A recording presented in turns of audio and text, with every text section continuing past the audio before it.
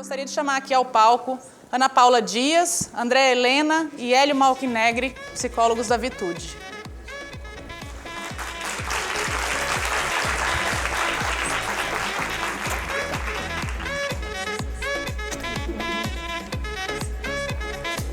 A gente vai esperar um minutinho. Enquanto isso, a gente vai sentando.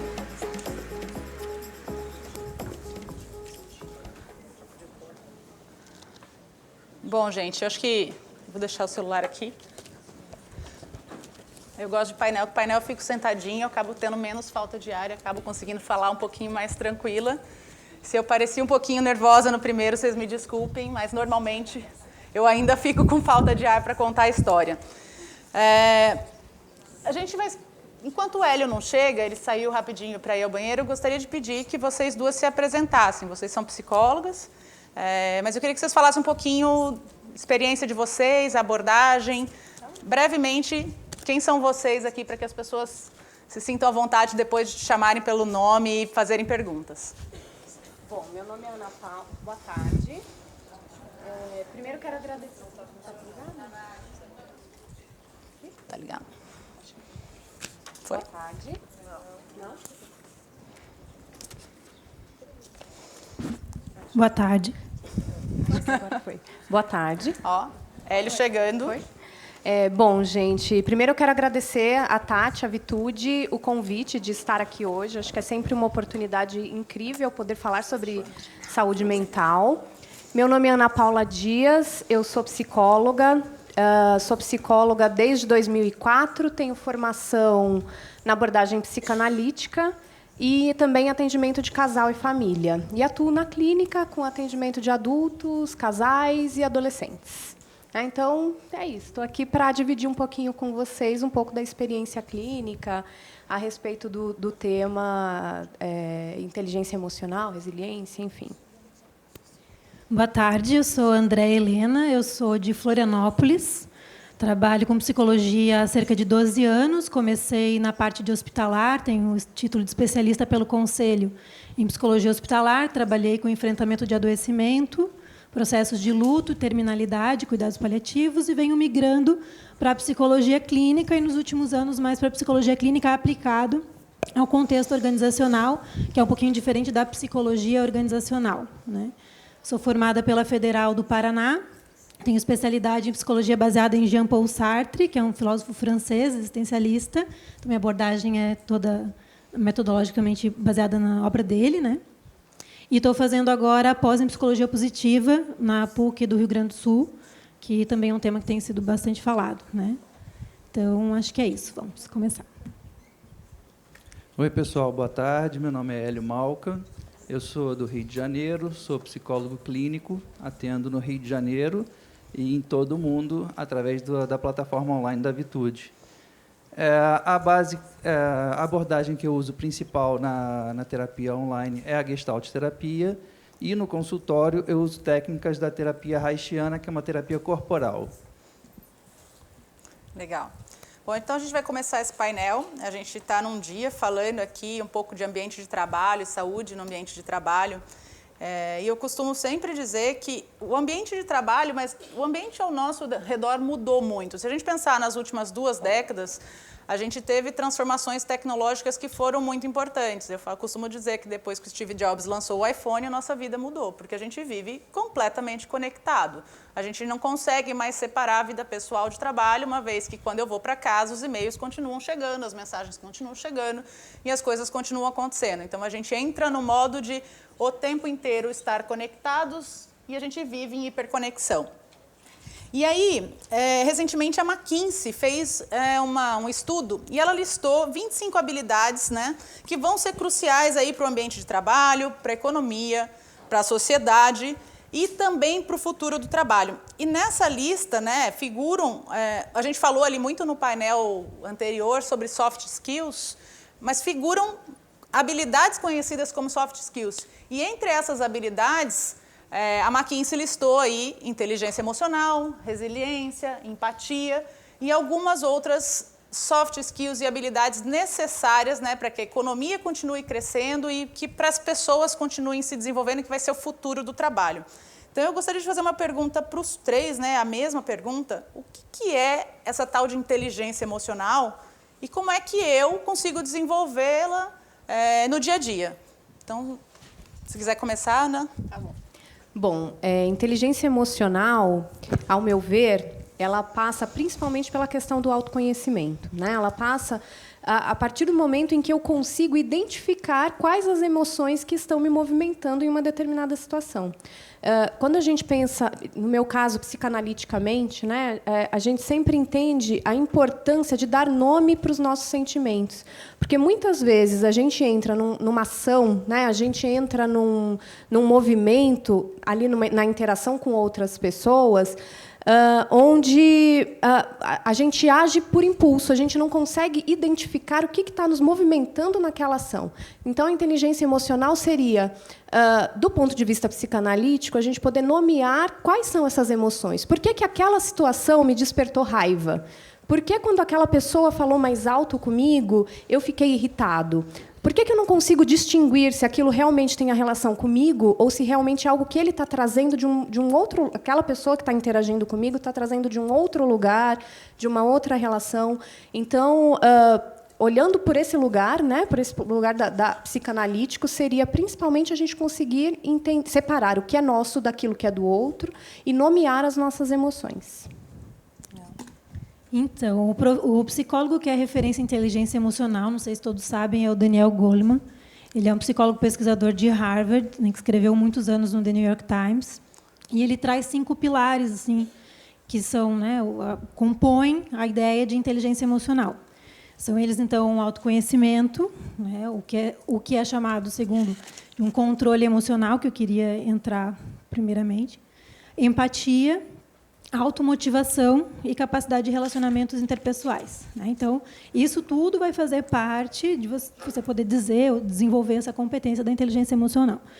Então, quando a gente recebe muitos pacientes, clientes, pessoas na clínica, é muito comum que tenha ainda a ideia de controle emocional como querendo evitar as emoções ou evitar isso que a Ana Paula falou, né? Essas vivências, essa afetação que a gente tem. O mundo afeta a gente não passa imune, as coisas afetam a gente. E o que me afeta não é o mesmo que afeta uma outra pessoa, né? Então, o controlar, muitas vezes as pessoas acham ainda que engole seco, né? Engole e esquece, ignora, né? Não pensa nisso. Não, é o contrário. O Daniel Goleman ele usa muito a palavra handle, né? Que é manejar, que vem de mãos. Então, é como é que você lida com isso, não é como é que você evita. O que você faz quando você é afetado por algum estímulo externo e o teu corpo se modifica, porque as emoções elas não acontecem na mente, na alma ou na consciência. A gente vivencia objetivamente no nosso corpo, né? Então, uma ansiedade ela acelera o coração, né? Ela dá falta de ar, né? A nossa pressão arterial se modifica. Na depressão, no sintoma de tristeza, a gente perde o apetite, né? Então, o primeiro ponto é a gente reconhecer o que é esse gatilho externo, o que é esse objeto que está me afetando. E, às vezes, não é a pessoa por inteiro, não é a Ana Paula, não é o chefe, é o olhar do chefe, a cara que ele fez, a palavra que ele usou quando falou de mim, né? Então, a gente identificar esse gatilho, identificar como fica o nosso corpo, e, a partir disso, que reflexões que a gente faz, né? Não gosta de mim, né? A gente chega, o chefe está com aquela cara, não gostou do trabalho do relatório que eu entreguei ontem, né? A gente tem um enredo ali que a gente vai criando, que é a capacidade reflexiva que a gente tem, e que com essa capacidade reflexiva, com esse corpo alterado, a gente vai tomar uma certa ação, aquilo vai desencadear um desfecho, uma certa atitude que a gente vai ter, e que a gente tem um certo padrão nisso, porque a gente aprendeu de alguma forma. A gente aprendeu, a nossa personalidade ela não nasce conosco, ela é construída ao longo das nossas primeiras experiências de infância e adolescência, e ela pode ser a qualquer momento modificada, né, através de uma intervenção científica, psicoterapêutica. Então, ter um autoconhecimento e um controle emocional, que é um manejo das suas emoções, né, para você ter inteligência emocional, passa por isso, passa por ter toda essa dimensão desse conhecimento, e é muito difícil que você tenha toda essa segurança apenas com a parte teórica, né, dos conceitos. A parte teórica do que vocês estão fazendo aqui, buscando informação, conceitos, teoria, ler, é muito importante. mas ela não vai alcançar o individual do teu histórico, né, de como é o seu padrão. Então, acho que é um pouco disso que não quero me alongar muito aqui, mas assim, puxando então o autoconhecimento, né, esse controle emocional, esse manejo emocional, essa noção de emoção, acho que é isso que nós como psicólogos temos a função de promover, né? Nós fazemos parte de uma geração que nós não tivemos formação emocional. Ninguém aqui aprendeu na escola e talvez pouco tenha aprendido em casa sobre o que são esses conceitos, o que é a personalidade, o que é a emoção, como que se relaciona, como se faz um vínculo com alguém, né? Então, a gente precisa buscar isso em algum lugar, porque agora o mercado está nos exigindo isso, e nós estamos aqui para fazer, né, cumprir com a nossa profissão, com os nossos anos de estudo, de uma forma científica. Tá? Bom, quando o Daniel Goleman trouxe esse conceito, ele queria mostrar que, para uma pessoa ser bem-sucedida, tanto no âmbito pessoal quanto no âmbito profissional, não bastava ela só adquirir conhecimento, ela ter um QI elevado, ela ser um gênio. Isso até poderia dar a ela algumas condições no mercado de trabalho, mas talvez ela não conseguisse se relacionar com a própria equipe ou com a própria família. Esse conceito, ele não é algo que você necessariamente não pode adquirir. Você começa a adquirir isso no primeiro momento que você começa a existir. Você começa a adquirir a inteligência emocional exatamente no momento que você começa a se relacionar com o mundo, seja com a sua mãe, com seu pai, depois na escola com seus colegas. Não é uma coisa que você vem adquirir na fase adulta. Óbvio que você pode elaborar isso mais adiante, mas você já começa a lidar com as suas emoções desde muito cedo, até mesmo antes do entendimento cognitivo do que é uma emoção.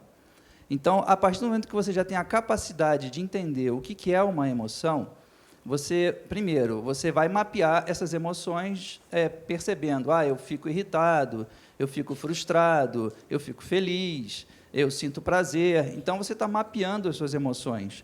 Depois, você vai entender quais são os gatilhos que provocam essas emoções. Isso começa muito cedo. Quando você leva isso para a vida adulta, quando você soma isso ao mercado de trabalho, hoje em dia, especialmente, você percebe que uma equipe ela só é possível de existir se as pessoas forem capazes de conviver. Não é possível você manter uma equipe que não sustenta o convívio com o outro.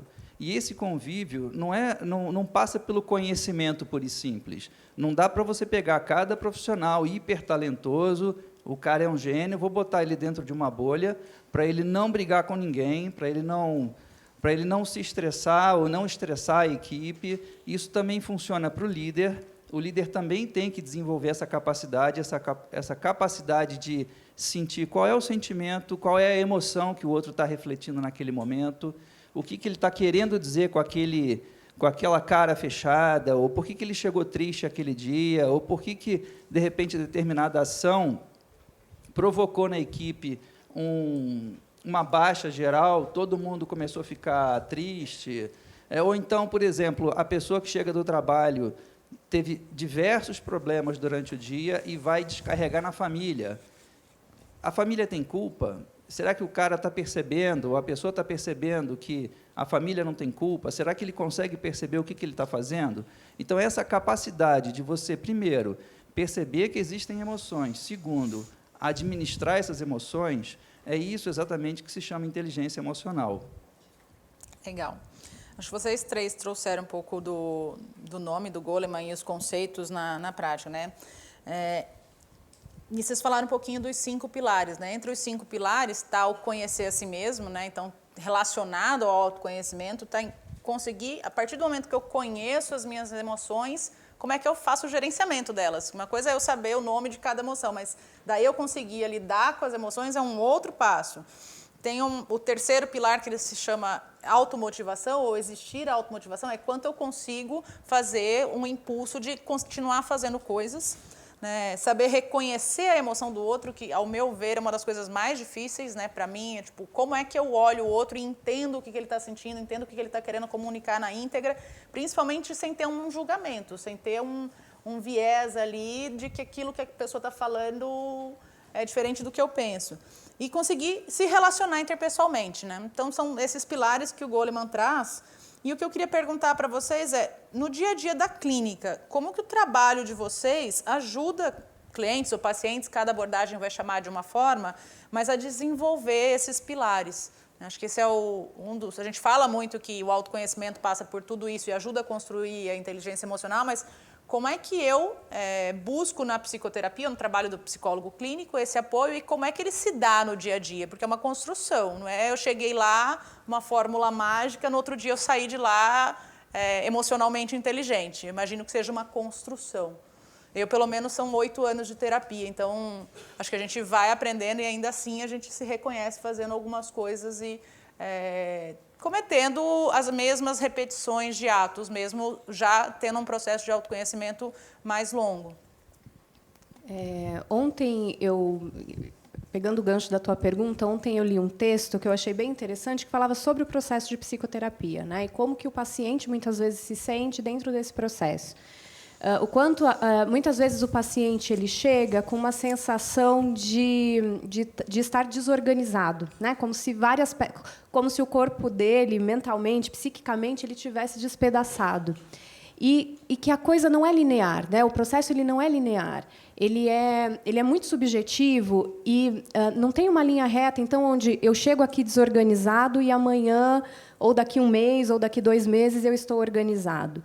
Aos poucos, alguns links vão sendo feitos e, no decorrer do processo, ao longo do tempo, eu vou me dando conta que eu já não estou mais tão desorganizado assim. Então, eu vou tomando forma, né? Eu vou conseguindo lidar com algumas situações de uma forma diferente. O processo, eu costumo dizer, eu brinco que eu tenho uma tatuagem, Talking Cure, né?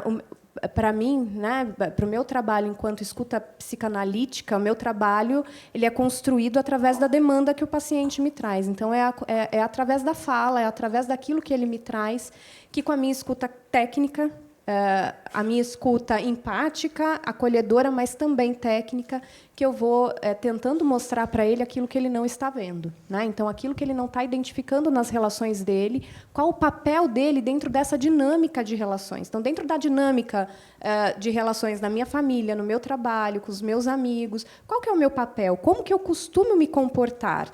Né? Porque, muitas vezes, a gente está ali automaticamente repetindo comportamentos e a gente não se dá conta disso. Então, o processo de terapia é justamente para a gente enxergar essas repetições, para a gente enxergar qual que é a nossa responsabilidade dentro desse processo, né? Dentro dessa dinâmica relacional.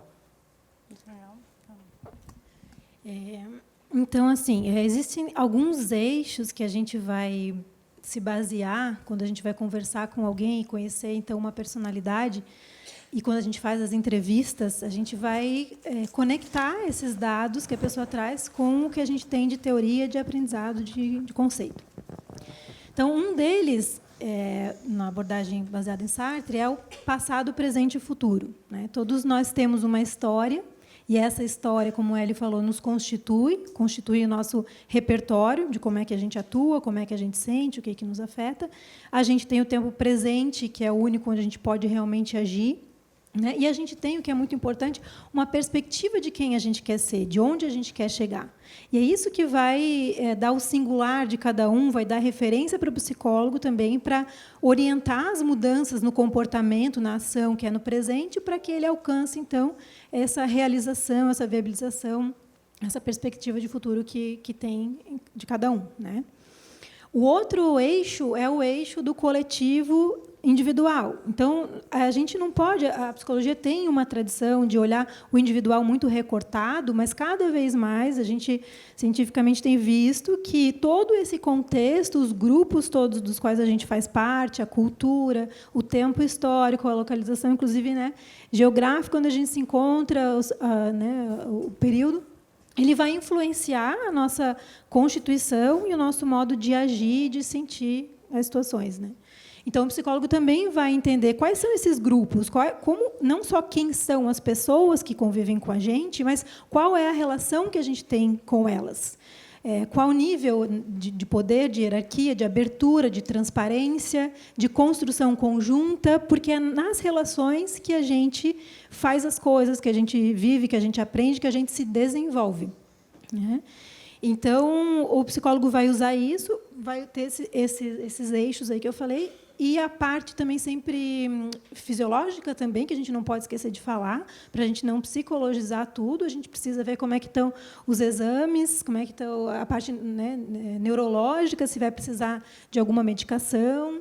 Então, tem uma série de eixos que a gente vai tentando avaliar dentro do processo tão inicial de avaliação num processo de psicoterapia. E aí, como é que se dá o processo de psicoterapia, que ainda é muito pouco compreendido, até às vezes pelas pessoas que passam pelo processo? Passado esse período de avaliação, é preciso que o próprio cliente entenda também o que o psicólogo está vendo da situação dele, né? Que essa devolutiva que ela falou, esse padrão, essa dinâmica, seja compartilhado então com o cliente. Para quê? Para que ele consiga se olhar de fora, fazer uma reflexão sobre o que lhe acontece. Muitas vezes, no dia a dia, a gente vai agindo dessa forma impulsiva que a Ana falou, que às vezes pode ser colocada também como... ela não é pensada, né? Ela é no automático, ela é espontânea. A gente vai fazendo, a gente toca o nosso dia e a maior parte das situações que a gente vive, a gente não para fazer uma reflexão sobre. Então, o que o psicólogo vai fazendo? O psicólogo vai sentar com aquela pessoa, reconstituir algumas das situações que ela viveu, mapear como que foram as emoções que ela viveu ali, as reflexões que ela fez, como aquilo influencia as ações que ela tem. E vai formar, então, trazer com essas evidências, né, com essas amostras, que são as situações que a gente estuda, são pequenas amostras da semana, da vida, do dia a dia, que vão permitir, então, ter um diagnóstico, né, um conteúdo mais estruturado, que vai poder ser devolvido para essa pessoa, para que ela se utilize desse conhecimento. Então, a gente vai partindo das situações mais recentes, atuais, divididas nesses perfis que o Hélio falou. Então, é muito importante a gente conhecer a pessoa por completo. Como ela é com o chefe, como ela é com o colega de trabalho, igual, como ela é quando chega em casa, como pai, como mãe, como namorado, namorada, como ela lida com o corpo, que relação ela tem com o corpo, né?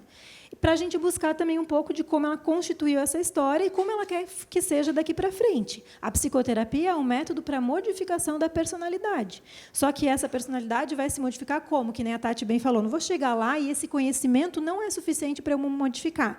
Então, primeiro, é um conhecimento mais teórico, mais lógico. E aí, o que acontece? A pessoa sai da consulta, então vai executar aquela semana, tentar fazer ações diferentes e se utilizar, fazer o link na hora que está tendo a situação, fazer o link com o que foi conversado na terapia, tentar fazer diferente e volta para a terapia para ver o que conseguiu avançar. Por isso que, normalmente, o processo de psicoterapia completo dura de 1 a 2 anos, pelo menos, né? E aí, nesse vai e vem, é que ela vai aplicando os conceitos, a aprendizagem que ela tem sobre inteligência emocional, a mediação, a troca que ela tem com uma outra pessoa, né, que é o psicólogo, que vai direcionar, e realmente a modificação das ações e da forma que ela sente e vivencia as situações, né? Então, não sei se... Bom, a psicoterapia é um processo que necessariamente passa pela fala. Então, é importante que a gente coloque primeiro o paciente para falar. Acontece que, muitas vezes, ele não está se escutando. Então, às vezes, a gente precisa repetir o que ele está falando para ele ouvir o que ele falou. Não necessariamente naquele mesmo momento, não naquele exato momento. Então, ele vai falando. Numa sessão, ele me dá uma informação, numa outra sessão, ele me dá uma outra informação. Eu vou colecionando pontos. Em algum momento, eu vou junto a esses pontos e faço um desenho e eu mostro para ele. Um desenho, obviamente, imaginário, e, na mesma hora, ele percebe que aquele desenho é o resultado de todas as informações que ele foi me passando. Então, naquele momento, ele se encontra com ele mesmo de uma forma que, até então, ele não havia se encontrado. Outra coisa que a gente pode fazer é perguntar para ele qual é o ganho desse seu comportamento. Bom, é bom dizer que a gente nunca julga o comportamento dele. A gente pergunta para ele o que ele está achando daquele comportamento. Qual é o ganho que ele tem em ser assim ou não ser assim? E também como é que as pessoas estão reagindo àquela forma com que ele age no mundo. Então, a partir daí, ele começa a ter essas reflexões. Eu também uso uma alegoria, que é a criança, que seria a essência do indivíduo, Ou seja, qual é o sentimento mais genuíno que ele tem, mais puro, com menos mecanismos de defesa. E também o adulto, que seria a parte mais madura, mais sensata, mais socialmente encaixada. Eu peço para ele fazer um diálogo entre essa criança dele e esse adulto dele, se é que ele já tem esse adulto formado. Porque muitas vezes a gente vê um indivíduo adulto, com 30, 40 anos, agindo como um adolescente ou até como uma criança, ou reagindo como uma criança. Então, a gente tenta fazer um trabalho de capacitação desse indivíduo para ele chamar, para ele convidar o adulto dele, a parte madura dele, para que ele possa rapidamente perceber quando ele está sendo reativo. Isso a gente treina em sessão, mas o que é legal é que ele chega depois numa outra sessão e fala: Hélio, eu fiquei pensando em você quando eu fiz isso e eu consegui travar, frear, antes que eu fosse agressivo ou antes que eu desse uma resposta que não ia me trazer nenhum tipo de benefício. Então, ele começa a adquirir certas ferramentas, a gente vai dando ao paciente ferramentas, a gente não ensina ele, a gente vai dando ferramentas e ele vai utilizando essas ferramentas no mundo. Então, eu diria que o consultório é quase que uma espécie de laboratório, onde a gente vai apresentando as ferramentas, ele vai testando aquilo, vai vendo o que serve, o que não serve, o que é adequado para ele, o que não é adequado para ele. Ele escolhe o caminho que ele quer tomar. Se ele escolher o caminho da direita, eu vou do lado dele. Se ele mudou de ideia, vai para a esquerda, eu vou do lado dele, sem nenhum tipo de julgamento. E ele vai testando isso no mundo, ou seja, de um ambiente controlado, onde ele já adquiriu confiança no profissional, onde ele pode testar, onde ele pode se expor, ele vai administrando isso para levar isso para o mundo. E outro pensamento que eu sempre passo para os meus pacientes é: olha, você tem que pensar, sentir e agir. Se você pular uma dessas etapas, não está legal. Então, se você vai tomar uma decisão, se você vai fazer alguma coisa na sua vida, pensa, sinta e depois haja, porque senão vai ficar faltando um pedaço. Por isso que eu sempre sugiro que eles evitem qualquer tipo de decisão importante quando eles estão emocionalmente abalados ou envolvidos.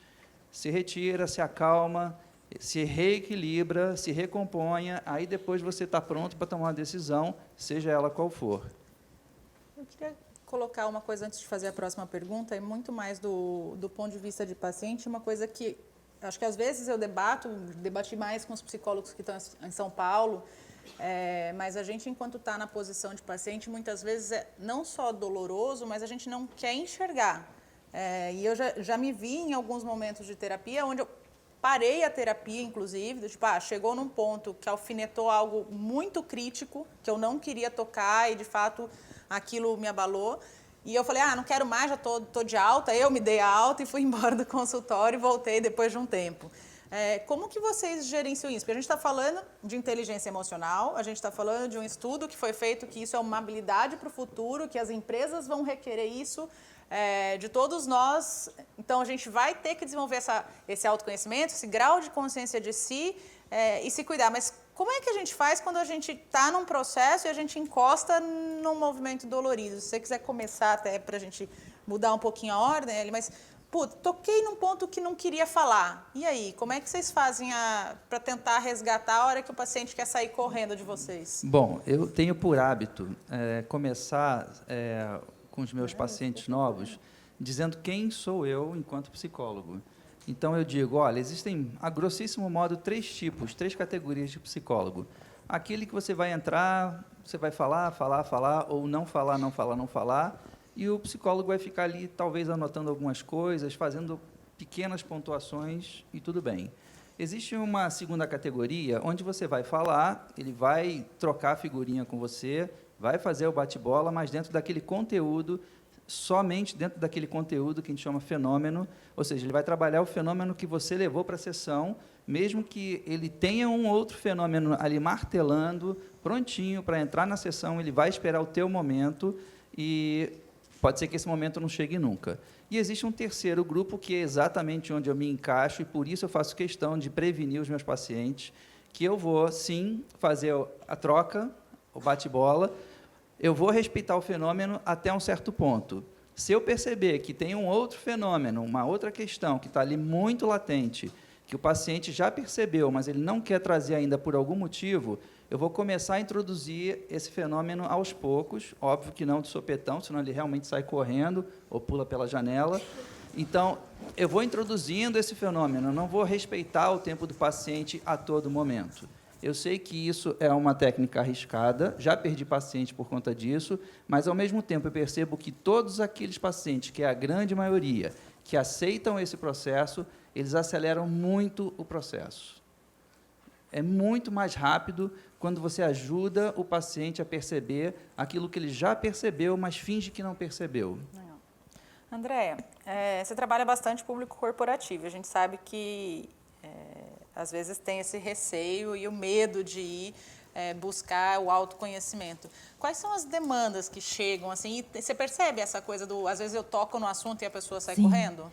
Sim, acontece bastante, você tem razão, assim, Tati, porque principalmente nas primeiras sessões ou nas primeiras consultas em que está se trabalhando uma certa questão específica, né, que está sendo falada as primeiras vezes, a gente vai colocar o problema na mesa, né, e vai escancarar às vezes o problema, ele vai colocar ele em foco. E às vezes é uma dificuldade que está sendo vivida, mas está ali meio quietinha, a gente já deu um jeitinho de lidar com aquilo, faz de conta que não vê. E quando a gente consegue descrever o que está acontecendo, a gente olha frente a frente para essa questão, né? Olha de uma outra forma, uma visão mais crítica. E isso, às vezes, assusta, porque aí a gente vê, nossa, olha o tamanho do problema, né? E, muitas vezes, quando a gente liga esses pontos que o Hélio falou e junta uma questão lá da relação com marido-mulher, uma relação mãe-filho, uma relação com o chefe, com o colega, a gente vê, nossa, eu sou assim problemático e não sabia, né? E quando que, na verdade, é o contrário, é o começo da possibilidade de você resolver a questão. Aí você também se dá conta, nossa, como é que eu carrego isso há tanto tempo, né? Mas a pessoa se abala mesmo, então, às vezes, sai mal da sessão. O feedback para o psicólogo, na próxima sessão, né, ou até o canal hoje que a gente tem, que ajuda muito, do WhatsApp, né, olha, saí da sessão e não fiquei bem, vamos ver o que aconteceu, porque nas primeiras sessões a gente também não conhece o paciente. Então, a gente também não tem bem clareza de como é o processo de afetação dele, a gente pode tocar num ponto, né? Algumas pessoas já explicitam isso na hora, começam a chorar e fica mais fácil de a gente verificar. Mas algumas ficam ali mais tensas, mais quietas, e depois, às vezes, nunca tiveram uma relação na qual podem realmente se abrir e nem com o psicólogo ainda não conseguem se abrir. Então, ficam ali tensas, levando a sessão como se estivesse tudo bem e chega em casa, né, e está mal. Então, mas esse feedback sobre como que está a terapia, como é que você vem entendendo a terapia, qual o impacto que está tendo na tua semana, vai fazendo a gente dar o tempo que a pessoa precisa. A gente não precisa acelerar o processo a qualquer custo, né? E, fora isso, tem o suporte da medicação quando é necessário. Muitas vezes a pessoa não está em condições de fazer a psicoterapia. Ela não consegue mexer naquele assunto ainda. Então, a gente vai trabalhando outros perfis até tentar chegar lá, ou, se não conseguir, precisa do suporte da medicação para ela conseguir estar em condições de controlar, por exemplo, uma ansiedade e não parar de falar para ouvir o psicólogo. Às vezes a pessoa não consegue, fala a sessão inteira. Ana, eu vou fazer essa última pergunta para você e a gente abre para as perguntas da plateia. Você falou um pouco do olhar para o que é meu, o que é do outro. E aí, pensando até nessa evitação que a gente corre, eu sei que, tipo, em alguns momentos eu já fiz isso, a gente costuma colocar a culpa em todo o resto, menos na gente. Tipo, a culpa é da Dilma, da economia, da empresa que quebrou, do não sei o quê, mas a gente não olha também as coisas que a gente fez. Como é que a gente constrói esse processo de saber exatamente o que é meu e exatamente o que é do outro, e como é que isso se dá ali no ambiente terapêutico? Bom, em primeiro lugar, Tati, eu acho que sim. Acho que as duas pontas são verdades. Ou eu coloco tudo no outro, ou, muitas vezes, o que é comum de chegar também no consultório é da pessoa também ficar o tempo inteiro se chicoteando, né? Como se ela também fosse responsável por todas as mazelas em volta dela.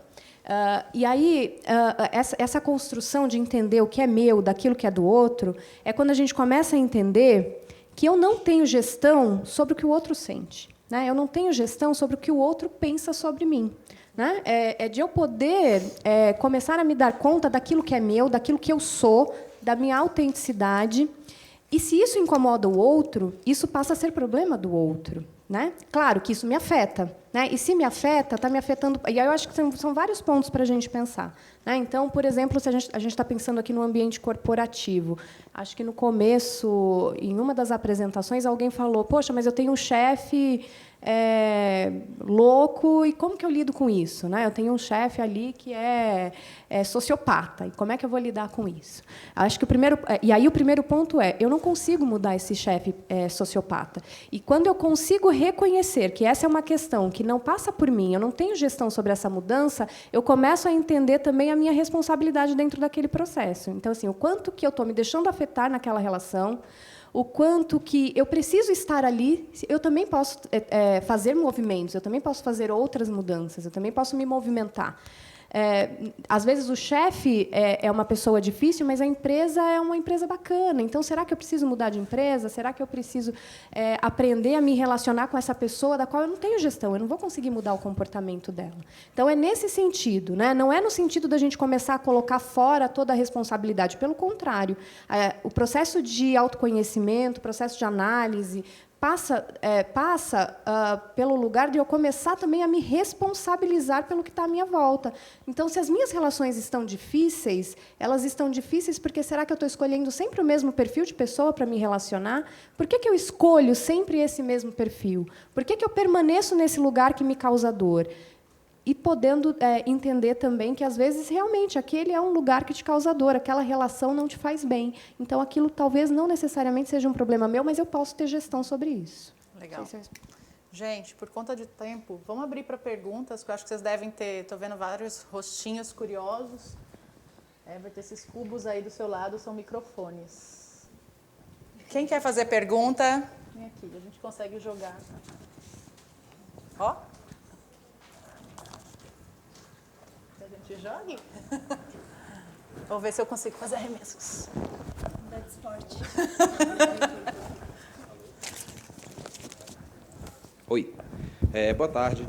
Vocês poderiam discursar um pouco mais da diferença de cada linha de tratamento entre psicólogo, psicanalista, terapeuta, o que é mais adequado para que tipo de pessoa? Vou falar um pouquinho da minha abordagem, embora eu goste muito também da existencialista, acho incrível. A psicanálise, o que diferencia a psicanálise das outras abordagens é o fato dela levar em consideração o inconsciente. Então, ela leva em consideração que o teu passado ele tem um impacto na tua vida atual, um impacto que muitas vezes você não se dá conta, né? O quanto que você está trazendo nas tuas decisões hoje marcas de relações que você viveu lá atrás, né? E durante toda a sua história. Então, o grande diferencial da psicanálise é esse. Uma coisa que eu acho que é importante de dizer, acho que existe um estigma, né? Algumas pessoas veem a psicanálise como aquele processo onde o profissional fica ali calado e o analisando ali deitado no divã, falando o tempo todo, e o analista só ali atrás. E não é isso, né? Eu posso dizer por mim que eu sou uma das que fala bastante, como o Hélio trouxe. Eu também sou uma das que vai trazendo os pontos e o tempo inteiro estou interagindo com o meu paciente, fazendo essas ligações, trazendo para ele uma fala que ele me trouxe da infância dele e uma situação que ele está vivendo hoje que ele não se dá conta que tem relação. Né? Então, é isso. A psicanálise ela leva em consideração o inconsciente e essas marcas passadas das quais a gente muitas vezes não associa ao que a gente está vivendo hoje. Então, essa sua pergunta dá para fazer uma resposta muito longa, né? Muito complexa, porque realmente são muitas abordagens na psicologia e muito diferentes entre si. Mas, assim, o Freud trouxe uma coisa que eu acho que, eu não vou dizer todas, mas que a maior parte das abordagens se utiliza, que é a noção de que em qualquer, me corrija se estiver errado, né?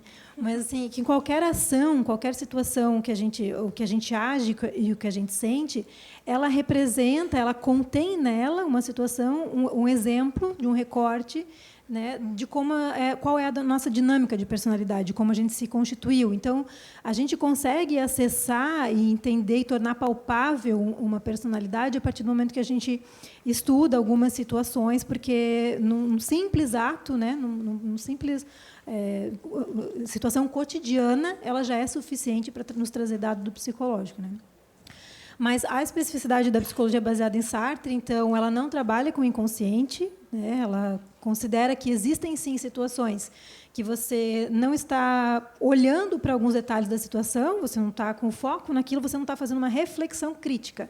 Mas, a partir do momento que o psicólogo conduz a reconstituição da cena, você consegue, sim, tornar consciente aqueles elementos que estavam lá, mas que você não registrou, né? E, então, né, as questões que são realmente do inconsciente, a gente não trabalha na clínica, porque a gente acha que só nesse movimento de reconstituir todo o que você viveu espontaneamente, trazer isso para reflexão e consolidar, já tem um processo de desenvolvimento pessoal muito grande, de ganho, e de mais segurança para você saber quem você é, o que você quer e por que você é assim, né? Então, também, não tentando não me alongar muito, mas essa questão de a gente olhar para o concreto, para a descrição, é uma coisa específica das abordagens fenomenológicas de reconstituir a cena, né, de não ficar só no individual. Porque, realmente, o que aconteceu, a palavra que a pessoa usou, né, claro, se alguém te trata de uma forma desagradável, você vai ficar mal. Então, não adianta eu trabalhar só o mal-estar, né? A gente tem uma pequena historinha assim, do paciente que sempre vinha para a clínica se queixando de um jacaré que tinha embaixo da cama. E o psicólogo ficava trabalhando o medo do jacaré, né? Mas veja bem, você não precisa ter medo, respira, dorme, tal, né? Pensa nisso, pensa naquilo. E um dia o paciente não vem mais porque o jacaré tinha realmente comido ele, o jacaré estava lá, né? Então a gente não pode ficar só no psicológico, né? Bom, só para complementar, porque o assunto é amplo mesmo, eu acho que qualquer abordagem ela passa pelo autoconhecimento. Usam técnicas diferentes, são pais diferentes. A maioria deles bebeu na água de Freud e depois desviou em alguma direção.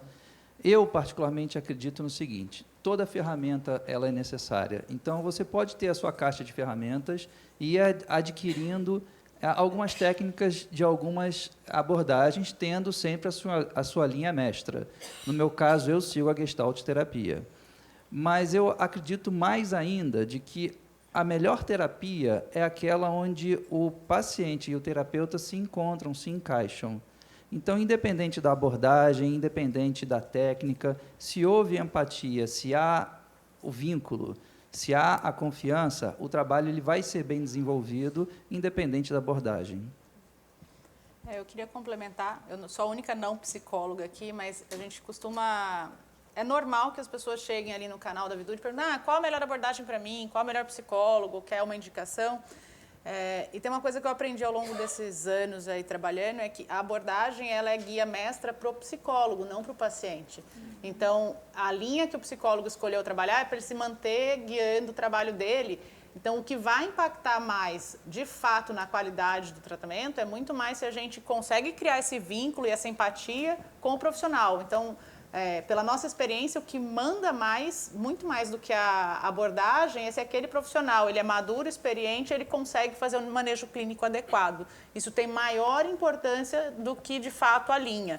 Eu já fiz terapia com cognitivo, com lacaniano, hoje faço com junguiano, e são linhas distintas e todas foram muito legais. Então, acho que é muito mais da experiência do profissional e de saber fazer o manejo do que a abordagem em si.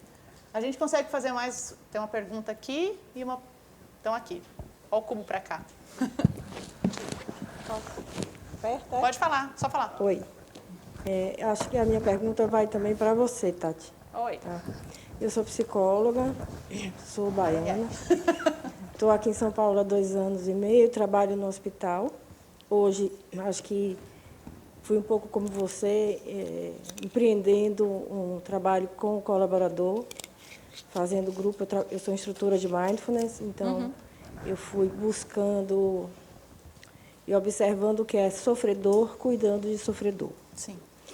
E isso assim me angustiou muito, né? Porque a gente via colaboradores saindo dos quartos dos pacientes, chorando e tal. Sim. E hoje eu uni mindfulness com comunicação não violenta, com Goldman e Seligman e vários outros teóricos. E vejo que há uma comunicação interna muito violenta, ou seja, a culpa, a pressão, a cobrança é muito interna. E eu não sei se vocês fazem, aí a minha pergunta, grupo é uma coisa muito boa, e eu tenho descoberto isso, porque as pessoas falam de uma humanidade que é compartilhada, o sofrimento é igual. Vocês fazem esse tipo de trabalho em grupo virtual? Ainda não? Como é? Na Vitude, não. Assim, a gente tem psicólogos que trabalham em grupo, então, a partir do momento que eles recebam, ele vai receber o primeiro indivíduo que talvez ele vá propor por um conjunto, principalmente família. A gente não tem ainda experiência com trabalho em grupo, nem no online, nem presencial. Eu acho sensacional, eu já fiz um trabalho em grupo usando bioenergética, que é fantástico, que é corporal e, tipo, toquei principalmente em raiva, que era algo que eu nunca tinha trabalhado, nunca tinha chegado no consultório de psicologia. E acho que traz um pouco acho que entra um pouco aquilo que o Hélio falou ali, de dar um push e você acordar na hora. Então, eu particularmente sou fã de grupo. A gente ainda não tem o trabalho dentro da Vitude no contexto de o agendamento individual, mas dentro das empresas a gente faz diversas ações, a gente já fez trabalhos, por exemplo, de mindfulness, vocês viram a logo da Campari aqui no começo, a Campari foi uma que fez diversas sessões de mindfulness com todo o time de RH, justamente para equilibrar o time de RH, porque eles, antes de cuidar dos outros, eles tinham que cuidar deles. Como é que eu como RH, se eu não estiver bem, como é que eu vou cuidar do resto do time? Então, eles começaram um trabalho lá com mindfulness e depois eles foram para o atendimento individual. Então, é possível de se fazer, mas aí a gente faz meio que projeto e não é o modelo de negócio escalável que a gente trabalha. Quer fazer a sua? Alguém quer falar? Acho que mais um depoimento até do que propriamente uma pergunta, mas eu já faço terapia há muitos anos e a minha sensação é que, assim, eu mudei já de terapeutas algumas vezes, 2 ou 3 vezes, apesar de ficar bastante tempo com um com o outro, e nem sei que técnica que eles usavam, até não estava muito apegada a isso, mas acho que essa mudança também ajuda os novos estímulos para se conhecer, né? E um dos desafios que eu tenho enfrentado agora, assim, que eu acho que é um ponto que talvez seja relevante, até não sei se vocês querem falar sobre, minha filha tem 5 anos, está na terapia já, né? Separada do pai, enfim, ela já põe na terapia, já vamos resolver esse assunto, já desde o começo, que eu vi que vocês estavam falando, né, do quanto a gente trabalha vive, né, várias emoções quando criança e o quanto isso impacta no futuro, né? Um dos pontos que venho trabalhar, a psicóloga da minha filha falou, você já conversa com o meu psicólogo, já se resolvem aí, vocês vão ver que você façam alguma coisa meio familiar aqui pra gente já resolver tudo junto ao mesmo tempo, né? Porque senão você vai ficar falando que eu tenho que tratar não sei o que no psicólogo, não sei o que, já converse com ele diretamente. Então, eles já criaram esse canal também de conversa. E eu tenho sentido muita diferença na forma, assim, no começo a gente tinha muita raiva, assim, sentia a raiva da psicóloga, falando, não acredito que essa mulher tá me falando isso, nananã. Então, por vários momentos, assim, isso toca demais, mas isso vem mudando muito a convivência familiar. E acho que hoje em dia também, com toda essa incidência de jovens e o mercado, enfim, nem sei exatamente quais são, né, tem tantos outros fatores influenciando, então eu tenho sentido bastante essa necessidade, esse desafio, assim, acho que ainda tem um tabu grande, né, não sei quando vocês atendem isso em consultório ou não, mas tem um tabu enorme, acho que vale a pena só comentar sobre isso também. Eu atendo adolescente e eu gosto de atender adolescente porque eles respondem muito rápido. Normalmente, eles vêm por indicação da família. Alguns resistem no começo, depois se apaixonam pelo trabalho, e outros não, outros pedem. O que eu tenho percebido é que, hoje em dia, os adolescentes eles estão aceitando muito mais pedir ajuda. Eles percebem que eles precisam de ajuda, eles, às vezes, não conseguem essa ajuda dentro de casa, porque é difícil, não é culpa de pai e mãe, é porque é difícil mesmo. Eles precisam de um ambiente que seja externo ao ambiente familiar. E, às vezes, a gente traz a família para complementar esse trabalho. Mas o que eu vejo hoje em dia é que os adolescentes eles estão buscando ajuda e a gente não pode deixar de falar que o índice de suicídio vem aumentando de forma assustadora. Eu tenho casos de pacientes adolescentes que se automutilam, isso é muito sério e os pais têm que ficar muito atentos porque, assim como se fala muito em depressão, em ansiedade, o suicídio ele não pode ser ignorado. Sim. Você quer complementar? Só queria complementar isso que o Hélio está trazendo. Eu também atendo adolescente e E esse trabalho que a Vitude vem fazendo e que a gente vem vendo cada vez mais presente na mídia de falar de psicoterapia, de desmistificar essa coisa com a saúde mental é muito importante. Porque, de fato, eu recebo muitos pacientes adolescentes que vêm porque pediram para vir, né? Porque entenderam a importância de que aquilo que não tem nada de errado falar sobre as dores deles. Porque a adolescência não é fácil, né? A adolescência é um momento ali em que a gente precisa se desvincular, mas, ao mesmo tempo, a gente quer se vincular. Então, fica esse conflito. Então, eu vejo esse trabalho como um trabalho muito importante. Você falou de terapia familiar, o que é muito possível, né? Eu tenho formação em atendimento de casal e de família, né? Porque a criança, muitas vezes, ela indiretamente, ela é um depositário do sintoma familiar, da dinâmica da família. Então, muitas vezes, ela vai assumindo ela vai sendo problematizada, né? Então, ela está com problema, ela está me dando trabalho. Muitas vezes, aquilo é só um reflexo da dinâmica adoecida da família. Então, olhar para essa criança somente ajuda, mas é importante que se olhe para a família como um todo para que, de fato, o trabalho tenha um sucesso. Gente, só para a gente garantir que a gente não vai fugir muito do tempo, eu tenho 2 pessoas com microfone. Vamos fazer as 2 perguntas super objetivas para a gente tentar juntar as 2 aqui? Boa tarde, né? Eu sou a Patrícia. Primeiro, eu queria só aproveitar o gancho da Renata, porque eu acho que o meu trabalho pode também contribuir. Eu tenho uma carreira muito parecida com a da Tati, eu também sou engenheira, que depois que me tornei mãe, meu filho hoje está com quase 3 anos, minha vida virou de ponta cabeça e eu comecei a perceber que faltam ferramentas, né, para nós como pais, para poder, desde a primeira infância, a gente fala muito da gente se conhecer, da nossa inteligência emocional e tudo mais, mas como a gente consegue, no longo prazo, transformar isso? E aí, pensando nisso, eu falei assim, por que não a gente começar a ensinar os nossos filhos a terem autorresponsabilidade, inteligência emocional e tudo mais. E hoje eu criei uma consultoria, que é o Grupo Integra, que ela lida com os pais na primeira infância. Então, é com foco no corporativo. Hoje vocês já têm alguma coisa nesse sentido? Dentro, é um caminho, um braço para vocês? Hoje, o nosso foco ainda está muito forte em adultos, a gente não tem nenhum trabalho, acho que o próximo, talvez, passo seria muito mais trabalhar com as escolas, mas o olhar ainda está muito público adulto e de corporativo. Então, é um pouco isso, mas super legal. Eu sou uma defensora de que a gente deveria ensinar psicologia na infância. Tipo, a gente construiria muito dessas ferramentas se a gente discutisse isso desde pequenininho. Essa é a minha ideia. Senão, com 30 anos, você está aí tomando porrada na cabeça, não sabe por quê. Daí sentimento, né? Exato, aí você não sabe nem o que aconteceu. Sua mãe falou para você. Exatamente. Tá desligado. Chega mais perto ou não? Será que eu acho que caiu no chão para ter desligado, né? Não? Tá funcionando? Lá em cima estão dizendo que está, mas sei lá. A gente precisa encerrar com essa pergunta, tá? Gente, a gente vai, depois desse painel, a gente vai parar 5 minutinhos, então se vocês quiserem abusar bastante desses 3 aqui, vocês aproveitem esse momento ali para falar com eles. Pergunta rápida, queria trazer um pouco para o ambiente de empreendedorismo e inovação. A gente vê a ascensão dos coaches, que se assemelham muito com esse pseudo-psicologia. Enfim, vocês são profissionais capacitados, queria que vocês falassem um pouquinho sobre os riscos das respostas simples para as perguntas complexas. Excelente pergunta, por favor, respondam. Eu sempre falo que as pessoas acreditam em fórmula mágica, elas passam por vários lugares antes de chegar no consultório de psicologia, mas eu vou deixar eles falarem porque eu não sou psicóloga.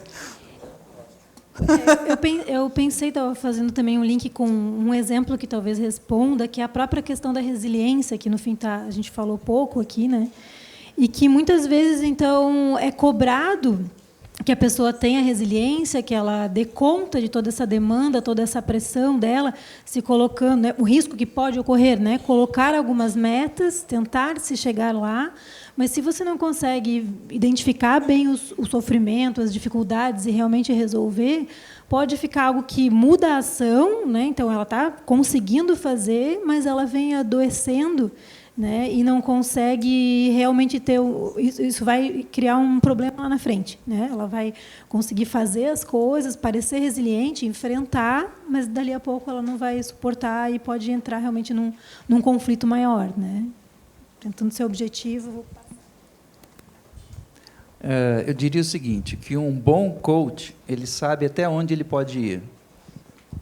O papel dele é trabalhar o profissional. Se ele percebe que existem questões emocionais que estão impedindo a evolução profissional, ele tem por obrigação encaminhar essa pessoa para um trabalho de um psicoterapeuta. Esse é o papel do bom coach. Infelizmente, não é isso que a gente vê o tempo todo. Eu costumo dizer que não existe solução simples para questões complexas, né? Enfim, e acaba sendo uma busca muito grande das pessoas, porque as pessoas elas preferem ir na farmácia de alguma forma e comprar algo que vai aliviar a dor do que entrar em contato com aquela resistência que a Tati tinha dito, né? De tocar na ferida, porque eu vou chamar de cura, mas a gente não está falando de doença, né? A gente está falando de autoconhecimento, enfim, mas a cura vem de primeiro a gente conseguir reconhecer o nosso envolvimento naquela questão, né? Onde que eu me coloco, onde que eu me responsabilizo pelo que está acontecendo comigo. Isso dói. Tem uma música que eu acho maravilhosa, não sei se vocês conhecem, a Flaira Ferro, e a música chama Me Curar de Mim. É lindíssima, vale a pena vocês procurarem. Ela fala exatamente isso. Se eu não consigo olhar para dentro e reconhecer o quanto eu tenho defeitos, o quanto que eu tenho falhas e o quanto que eu tenho envolvimento naquilo que me cerca, eu também não consigo me curar. E aí a questão do coaching, como o Hélio disse, eu concordo completamente com ele. Assim, existem bons profissionais. E esses bons profissionais eles sabem quais são os limites deles. Mas não é a maioria, né? A grande maioria hoje são pessoas que não estão bem e que, de alguma forma, procuram, no coaching, uma forma também de resolver ali, né? Enfim, mas existem bons profissionais e esses profissionais sabem quais são os limites deles. Eu quero só complementar para a gente fechar. Eu fiz 2 formações em coach, eu tenho uma carreira executiva de mais de 15 anos e fui fazer coach para tentar entender algumas ferramentas e poder trabalhar o que eu tinha de bagagem anterior. E uma das coisas que mais me chocou na formação é que eu cheguei numa sala com mais de 100 pessoas, iam movimentos catárticos, onde as pessoas usavam diversas ferramentas sem nenhum tipo de, às vezes até cuidado, porque as pessoas chegavam a passar mal naquela formação, e você olhava pessoas com 22 anos fazendo uma formação que não tinham nem sequer concluído a graduação, às vezes não tinham experiência de vida, e saíam daquele movimento 7, 8 dias depois se intitulando Life Coach. E o que é assustador, como é que uma pessoa de 22 anos que estava desmontando num determinado processo, estava ali se intitulando Life Coach, se propondo a cuidar de outras pessoas. Passei por diversos processos de coaching, inclusive para aprender a falar em público, que é uma coisa que é uma dificuldade para mim.